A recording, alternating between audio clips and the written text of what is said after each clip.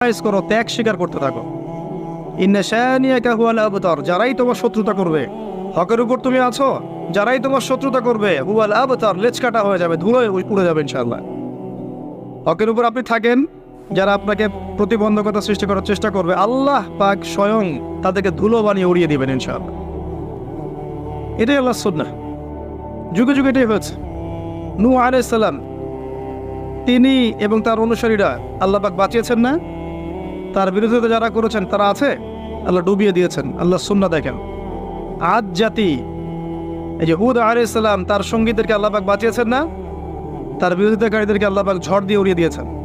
সামুদ জাতি, এই যে সালেহ আলাইহিস সালামের কওম, আল্লাহ পাক তাকে এবং তার অনুসারীদেরকে বাঁচিয়েছেন না? দুনিয়া আখিরাতে সম্মানিত করেছেন না? তার বিরোধিতাকারীদেরকে আল্লাহ পাক বজ্রপাত দিয়ে ধ্বংস করে দিয়েছে। ফিরআউন, এর পুরো